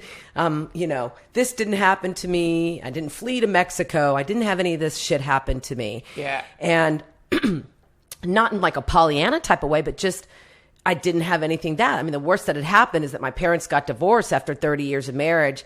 And my mom was... How old were you? I was about 21. 21. I was like my senior year in college. Wow. My first day, my senior year in college, I got the call. I mean, they were having problems, and then that happened, and it kind of took a toll on my mother emotionally. And for my brothers and sisters and I, it was something that we tried to help and carry, and she never got rid of the pain and the anger, and it was hard, and it was hard to watch. And you watch something like that, and then this year when my mom suddenly passed away and got really sick out of the blue, it was very painful. And I'm not afraid to talk about something like that. I'm not afraid to tell people how that experience affected me, and I'm not afraid to find jokes as well. It took me a moment to find any humor in that torturous situation that I play over in my brain every day since. And it gets harder to hold my head up high. Yeah. Especially since she was my biggest fan, my number one supporter. So you carry that with you. And I know you've got to understand this, and I don't think anyone preps you. They don't prep you for the loss They sure of a parent. And then there should be classes. It's like when you go to college or even in high school, how to balance a checkbook, how to balance your bank account, how to purchase a house. Yeah. Things that need people, how to do your taxes. Yeah. And another thing is how do you deal with a parent dying or parents getting older, help taking care of them. And that's something just was so new to me. How do you deal with that? Like if you had to teach that class, like if you had to write the course syllabus for that class, what would it look like? Like if like you had to teach a bunch of people who had somehow managed to get themselves in a state of consciousness where they actually think their parents aren't going to die, which is a lot of people. What would the class look like? What would you say to them? Like, how would you like teach that class? Mm-hmm. I think, first of all, what I notice is that, and I didn't really know much about this, is like long-term health care. Thank God my mom had something like that. I don't even think people even know, many people are even aware of that today. Or, I mean, younger generation, maybe an older generation is aware, but that is something, it's like, that sometimes I feel like could be a saving grace, as far as if you are a child and then you become a caregiver, or your brothers and sisters, and there's a strain and a stress that happens with family when a parent gets sick or someone has to take care of someone. So I think, and you may think you've got this tight family and there's this camaraderie there, but I think it can break a family apart. Destroy a family. Just break it. And that is challenging. Yeah. And I think if you go in aware, knowing that the emotional stress of being witness to this, and I think what's really important is if someone, you see your parent, I mean, it depends. Like, we all can't call when someone's going to pass away. And sometimes it's just sudden. And I've seen that too. And I feel like, you got to really value the people around you, and you can give everything you can give to that person, because when it's gone suddenly and it's done, you go back and there's all these stages where you second guess, God, I wish I wouldn't have talked to them this way. There was that one time I did this. And that's kind of the record that I play in my head.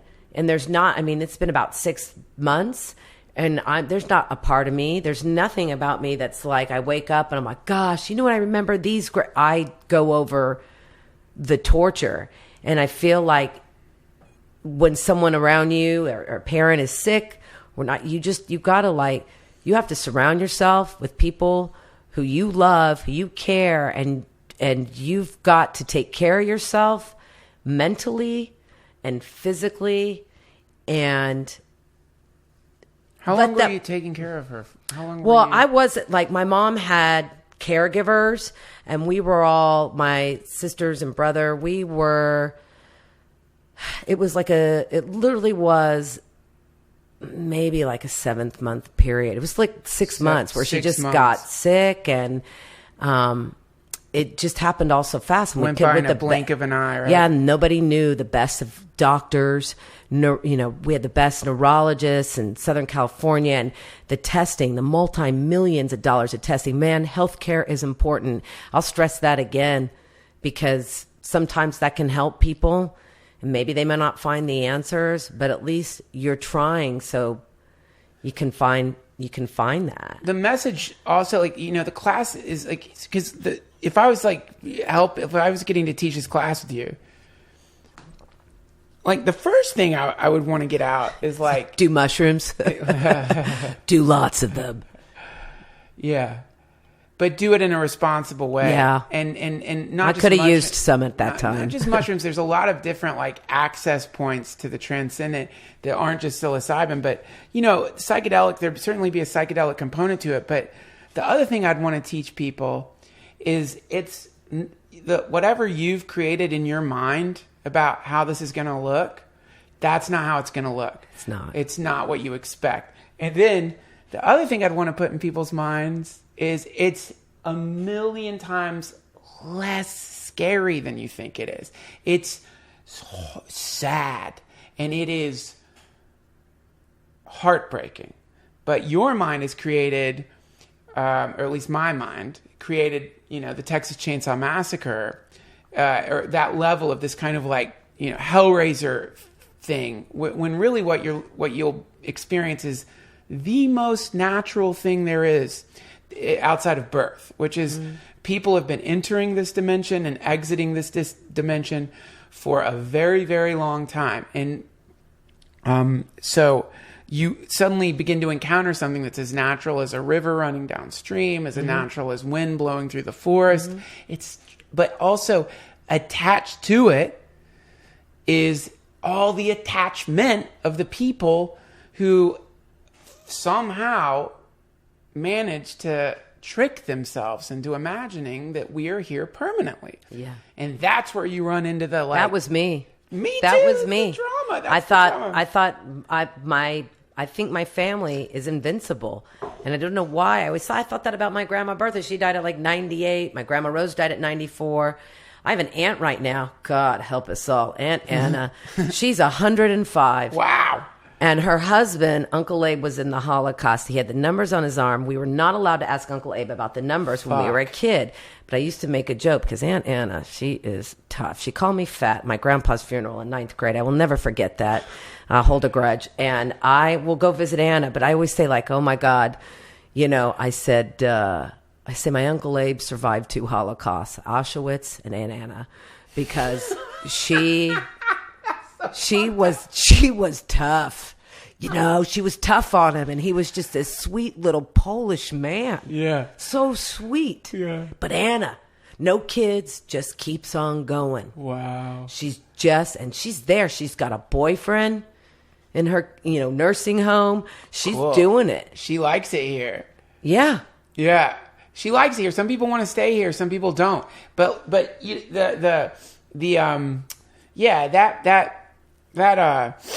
that's to me, it's amazing. I love the West. I love technology. Look, you see all these fucking gadgets everywhere. I love technology. Love medicine. virtual reality. Yeah. All that. It's so incredible. It's so incredible. But in the West, there is this massive blind spot. And that blind spot is our own mortality. And we need the blind spot for materialism to work like it does. Because, when you watch any fucking Coca-Cola commercial, right, which is a classic example of, ridiculous marketing. There's, a great YouTube clip. If you look up Zizek, spelled Zizek, Coca-Cola. Oh, of course, that's how he spells it. Yeah. Zizek. Zizek. Is that one of the names on the cans? You're like, fuck you, Zizek. I was just looking for John. Zizek.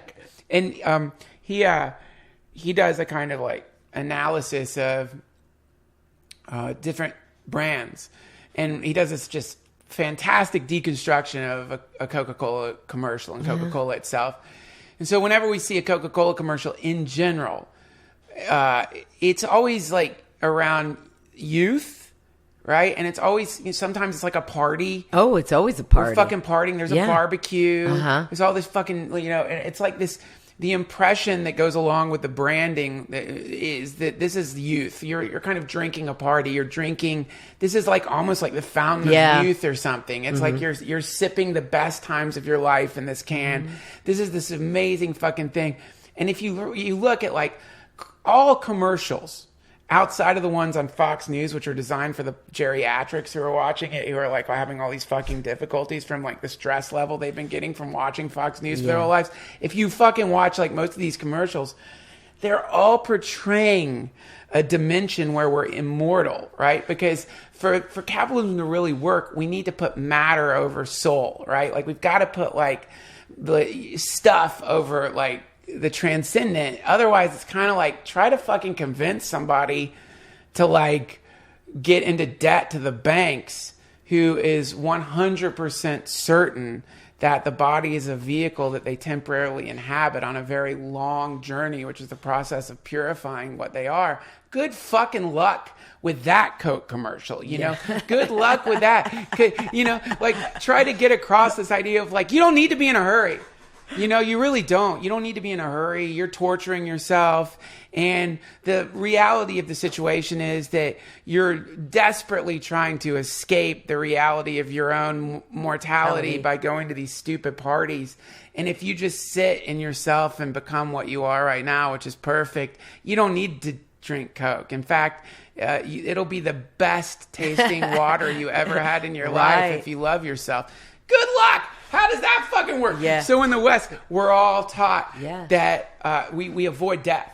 And the avoidance of death, I think, is great on one level because it gives us until it happens. Right. We get to enjoy this fucking cool-ass roller coaster. It's like, woo, party, party, party. Wait a minute, my fucking arm doesn't work. Wait, what does that mean? mean? Why is my arm not working? Well, it's because you have a degenerative neurological disease, and so you got 6 months to live. And you're like, wait, what? Where's my Coke? Wait, that was my Coke drinking hand.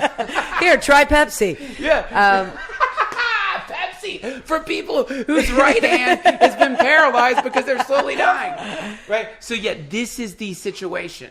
And this is the grand conspiracy. The grand conspiracy is that we have been intentionally misdirected from one of the greatest things that happens to us. And because of that, we've transformed that into the worst thing that can happen to us. And now when it happens, families get ripped apart. People are not prepared. People die in shitty fucking medical conditions because they thought they were going to live forever.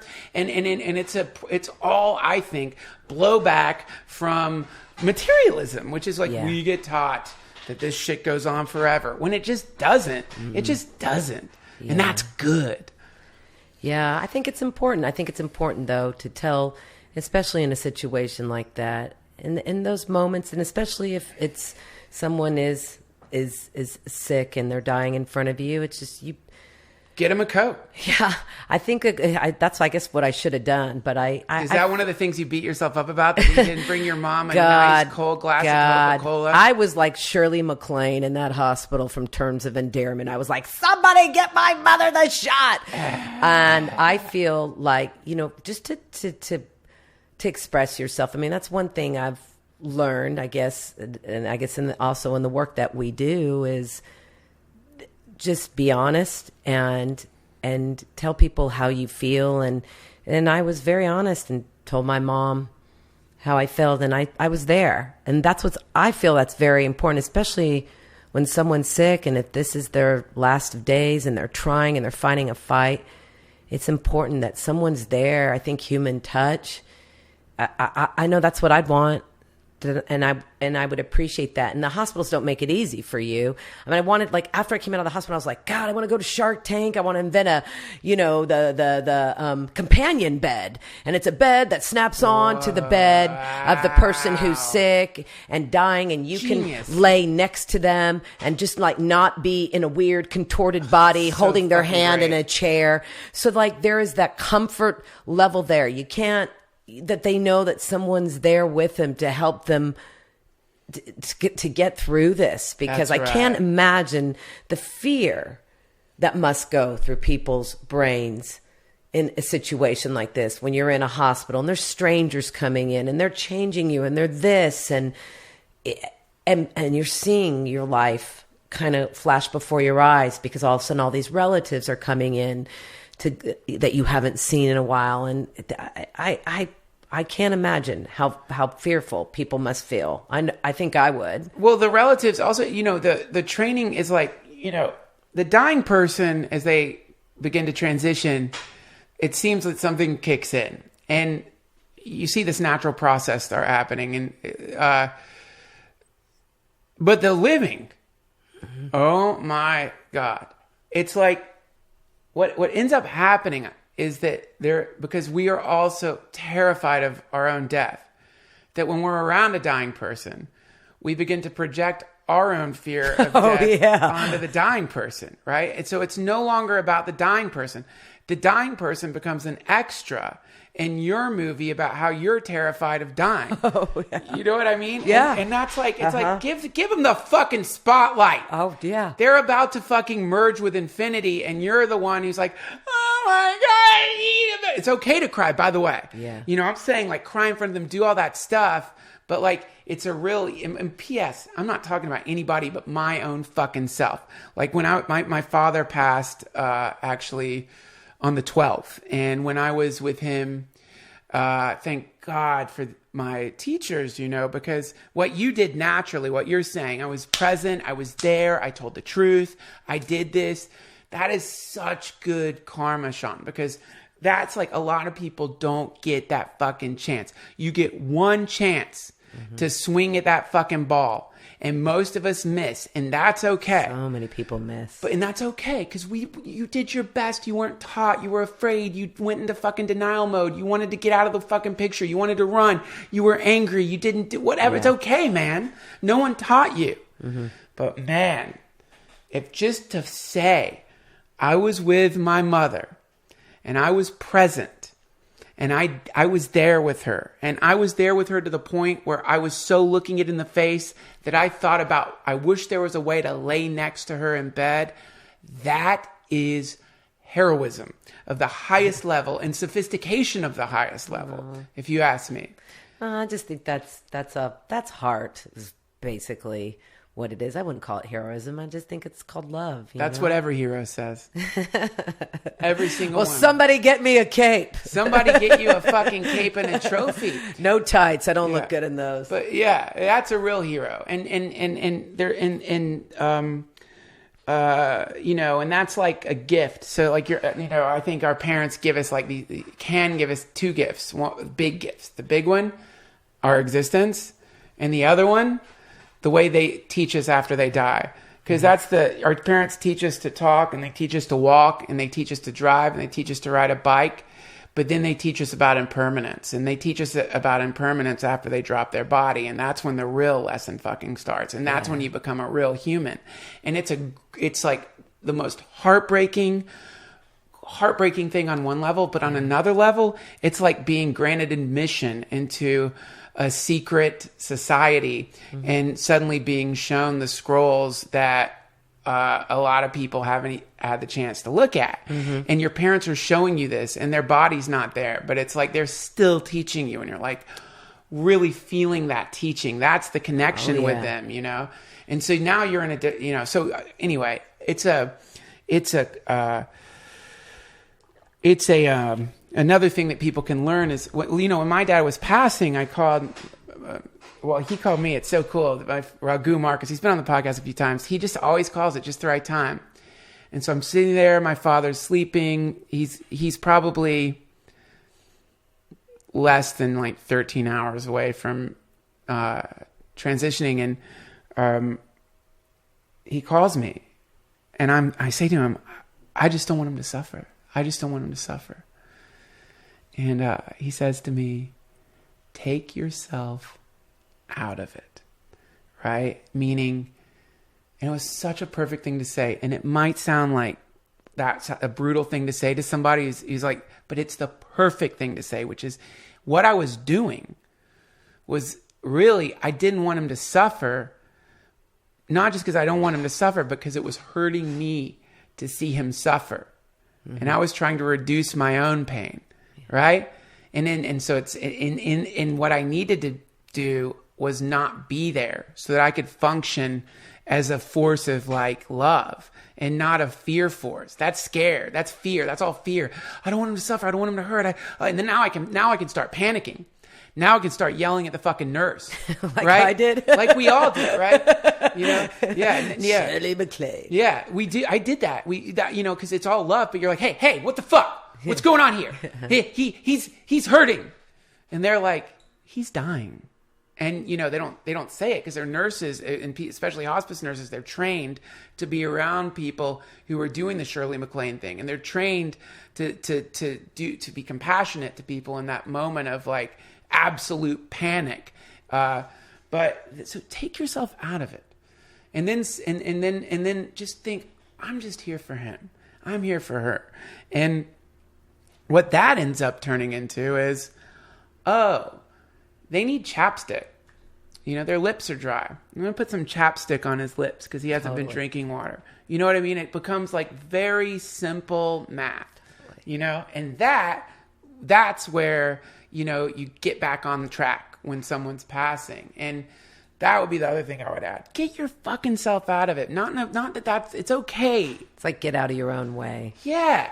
It's to put it to like into comedy, the worst thing that can happen on stage is when you start realizing you're up on stage and you start getting that weird fucking temporal stutter where you're a few jokes ahead or a few jokes behind. You're planning what's around the next turn, and then you're like, then you're going to start stammering, and then that can create a fucking feedback loop that ends up in like a not great show. The best sets, at least for me, are the ones where it's like, you're just in the moment purely, and you're just there.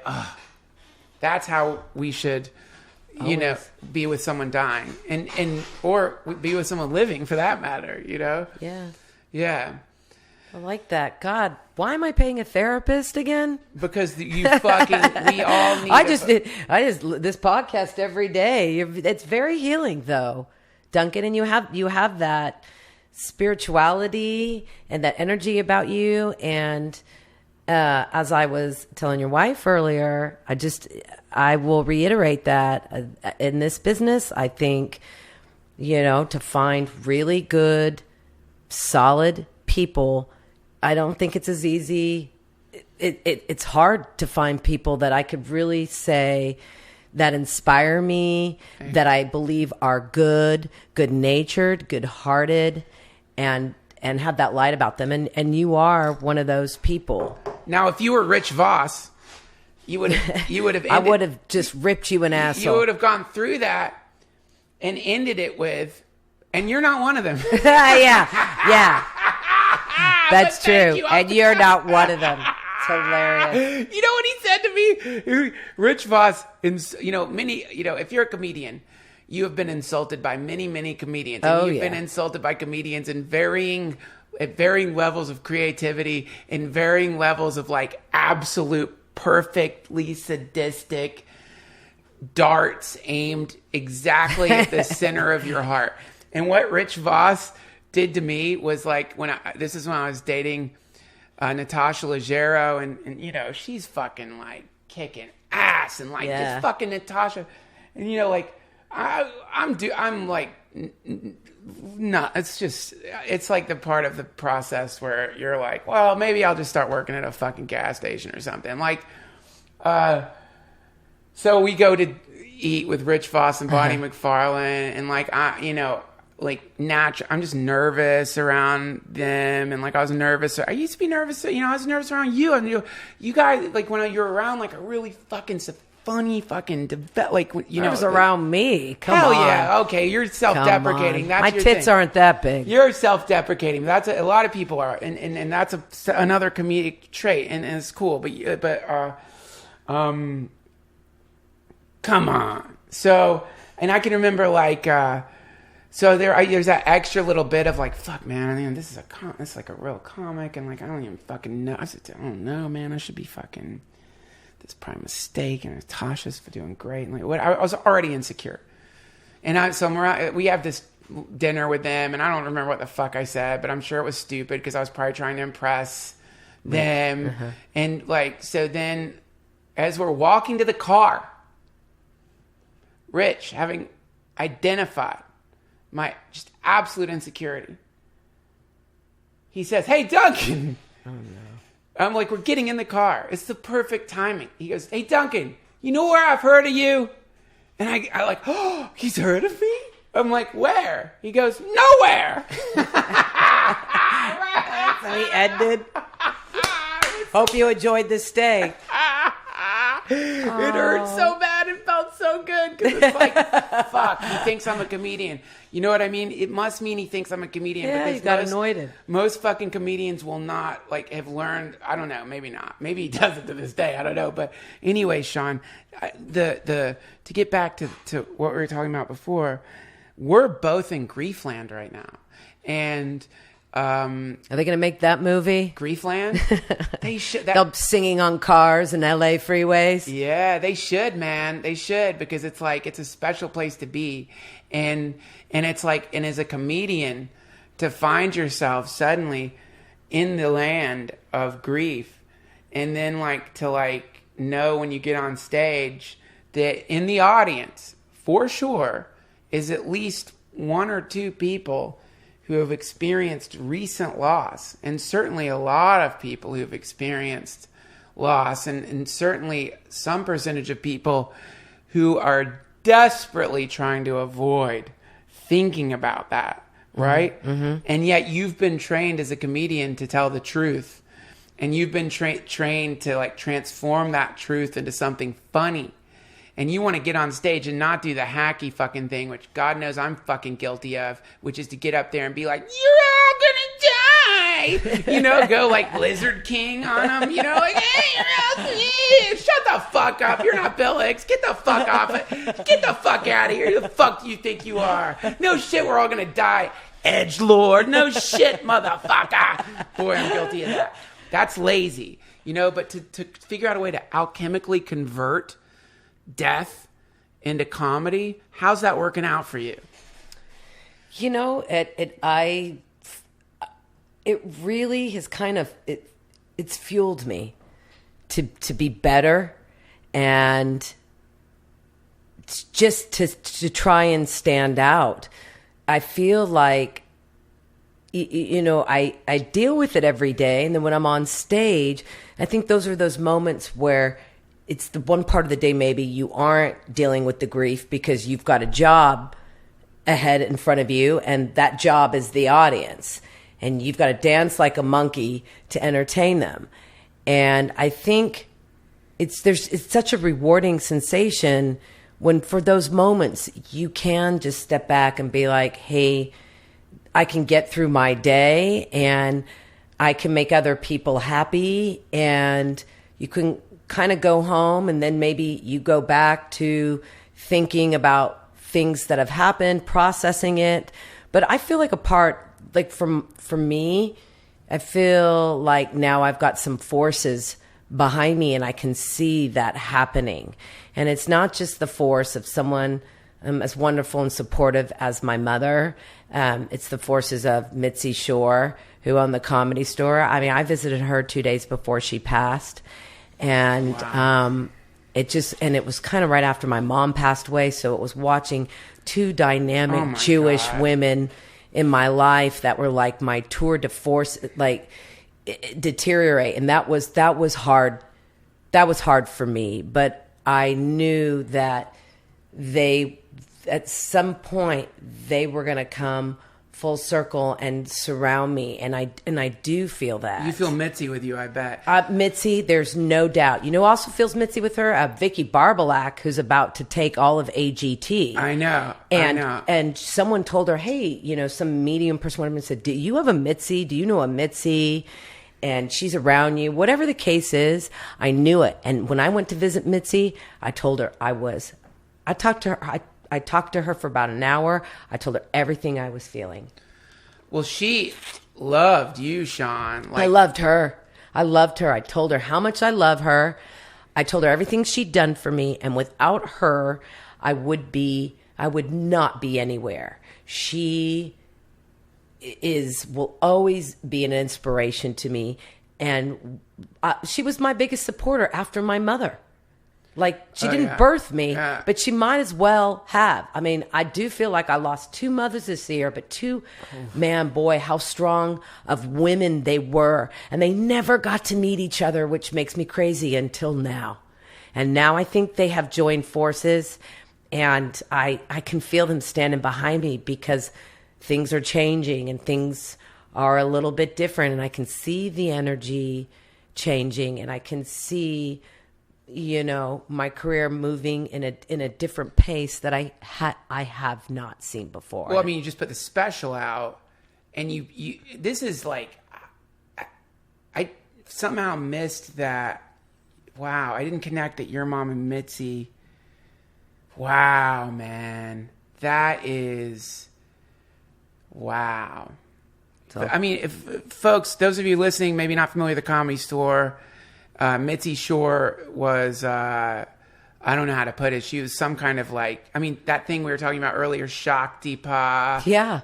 She had the Jiju on the Coke. Yeah. She was very powerful. And she could see inside of certain people this thing. And once she saw it, she would just dedicate herself to bringing it out. And she was loved Shawn. She loved you, Shawn. Because I was the talent coordinator there, and I loved her. You, Eddie Griffin. There were there's just a few comics that she was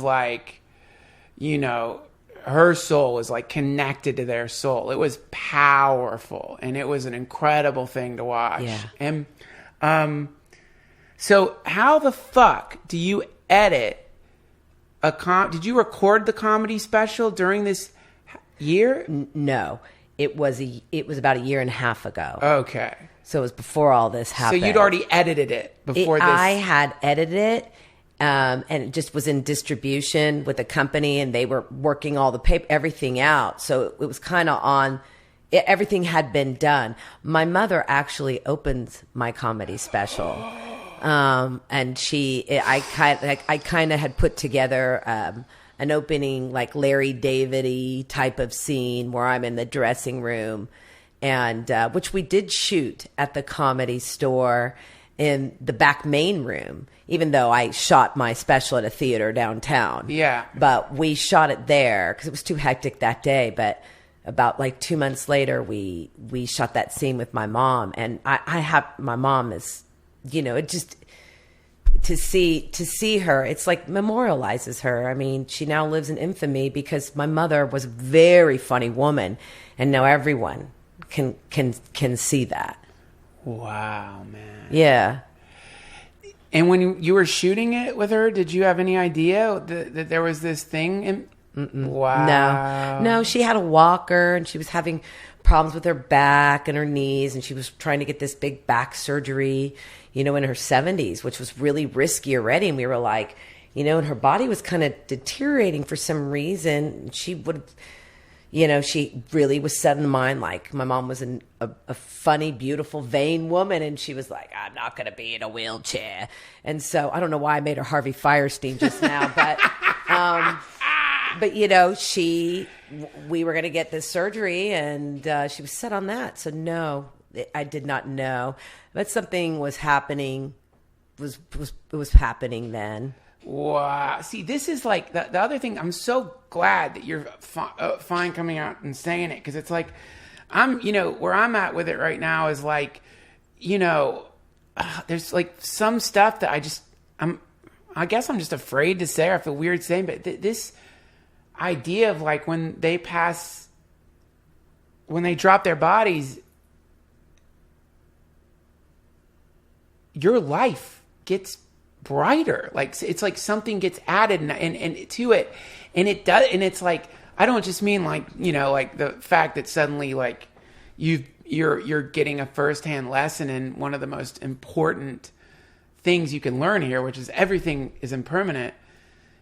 That happens, but I'm talking about it metaphysically feels like somebody is on the other side of the fucking stage working the ropes and the pulleys that wasn't there before. I mean, I would hate to think that that people just go to a place and pass away. I like to believe that, I've had a lot of friends pass away early. I've had my share of surprises and shocks through my life, more than I'd ever wanted to see, and not just relatives, like close young friends. So, I want to believe, and I have been a believer, that there is an afterlife, that there are people, that there are spirits, and hopefully that's what surrounds me, because I'll always carry, my mom lives inside me, and she's not physically here, that's the hard part to handle. There's so many things I want to share with her, and I do hope that her energy's here. This is something I'm realizing, because like I've got this boy on the way, and like we've been doing, we did some ultrasounds, and one of my very dear friends, like, maybe he listens to the podcast, I don't know, but he's like, careful with the ultrasounds, and like, just so everyone knows, like the place we're going to is a very sophisticated place. It's not like, some people get in trouble because you can go to these private ones where maybe the ultrasound machines are a little stronger than they need to be, and like if the brain is developing, apparently, I don't know. Anyway, the point is, it's cool. But so here you are looking at your baby, and now with technology, you can see the baby like very clearly, and all the love inside of me is just pouring out looking at this boy. And like, I'll put my head against Aaron's stomach, and I'll like talk to the boy, and I'll like sing to him, and I'll say, oh, I'm so glad you're coming. I'm so glad. And lately what I've been thinking is that's exactly what's happening with those who have passed. is we are in the womb of time, and the ones that loved us are just outside the womb of time in eternity. And they're looking in at us here in this very transitory moment as we move through the material universe.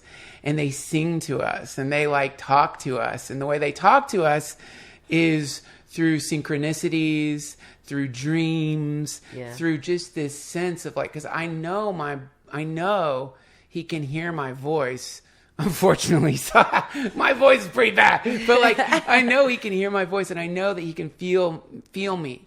Like I know he can. And I think in that feeling that we have for our parents is so interesting in the sense that there is an undeniable presence. And not just that, there are these things that begin to happen that are just not normal. And they're not normal in a good way. They're and so I don't just believe it. Like it's they are here, and our denial of that, either because we've become terrified of that realization, or because it's easier to believe that there is an extinction of the identity upon the expiration of the body or whatever, I think cuts us off from a very important data stream, a very important, I don't know, this is the reason we pray to the ancestors. This is the reason that, I think it cuts you off from growing. Yes. Yeah. You just got to have an open mind and embrace that there could be, and that I'm going to go with that. I think that they do, that Mitzi and my mother and the people that I love are with me. Because if not, I mean, what do I got to think like, oh, is it practical to be like, you die, you go into the sand and you be going, nothing happens. I don't believe that. How do you explain really good people, like the best people dying young? And I've seen the most incredible people be taken out, and then the shit just hanging out, living till they're God knows how old. And I just feel like we need something good in the spirit world, and that's what's hopefully on that side. Yeah. Well, I mean, I think being scientific about it, being scientifically artistic about it, in the sense that if the hypothesis is that at this very moment we are in time, we are an infinite being experiencing time in the form of matter, and that all the people who've dropped their bodies that were with us are here because they're outside of time. They might decide to, like, I think of it in terms of like dolphins come up for air, go down into the sea. And I think we come up for air. Only the way we come up for air is we come up for time. And the way we come up for time is by manifesting a material body in this dimension. And then we sort of take a big inhalation of existence, and then we go back down under, and that's what death is. And so that we don't really like separate from each other. We're like a pod. They call it a soul pod. But so if that's the hypothesis, and you're beginning to get these hits, these senses of like, oh shit, I think my mom is actually right here. I think my dad is actually right here. And then can we cultivate that? In other words, what happens if instead of just like thinking, whoa, that was weird. And then what would happen like if you, I don't know, made like a puja table? Do you know about that? No. So a puja table is like you get a little part of your house and you get some candles and you put on it like a picture of your mom, people that you've lost. And it doesn't just have to be people who are dead. Like a little sanctuary. A sanctuary. Yeah. And then a shrine. A shrine. Yeah. And then you sit in front of that every day and you remember them. And then see what happens. I like that. Yeah. It's a fun thing to do the experiment and just see what happens. I do have a big picture of my mom in my living room, and I stop to acknowledge her and talk. I'll talk and be like, hey, I'll say something.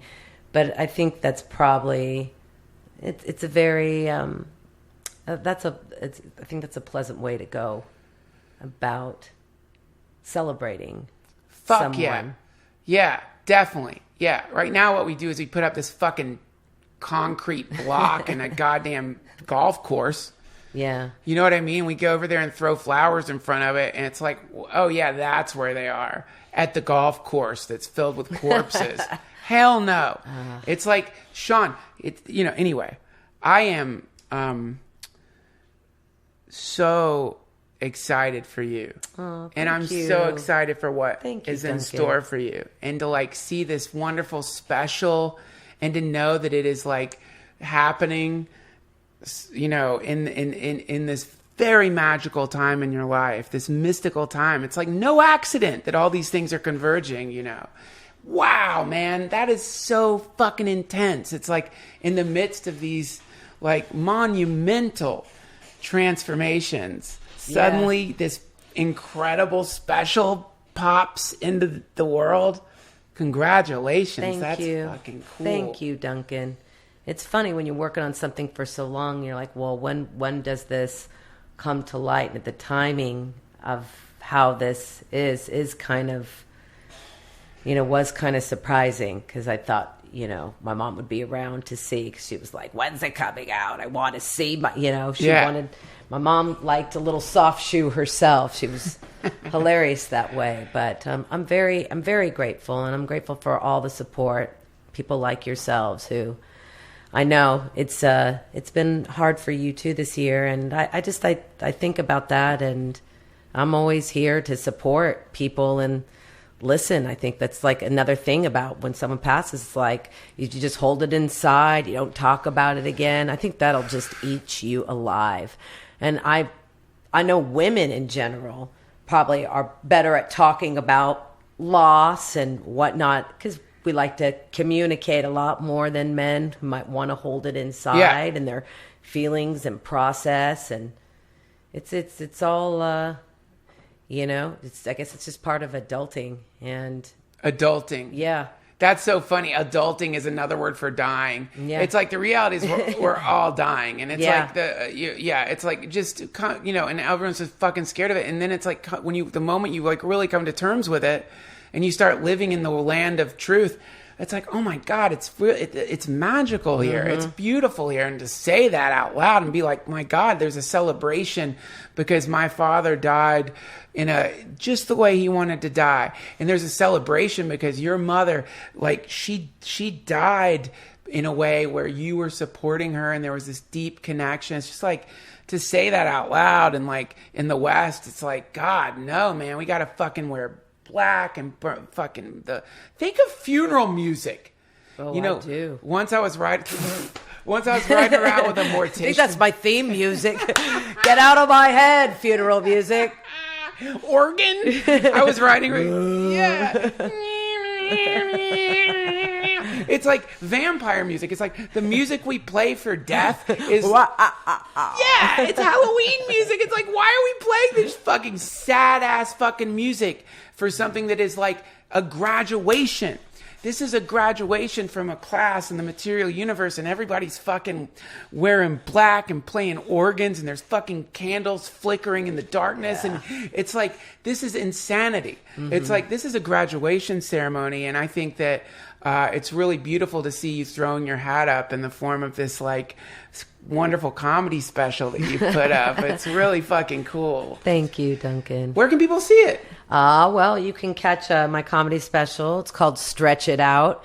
And you can find it on Amazon, iTunes On Demand, Xbox if you're like a 12-year-old boy. How dare you? Or my 44. husband. And you can get it on Google Play, Fandango Now, a bunch of places where you can just get entertainment. So it's easy, accessible. You can get it from your phone, your TV, everywhere. Where are you? You got any shows coming up? I do. I'm performing. Well, you can always catch me at the world famous Comedy Store, but I am performing at the Broadway Comedy Club on Monday on Labor Day in honor of my friend Poppy Kramer, who's a female comic who unfortunately passed last month. So I guess if you know me, you may want to step back this year. I'm like, everybody's dying. So starting to put two and two together. And then, and then I'll be out in New York, and then I head over to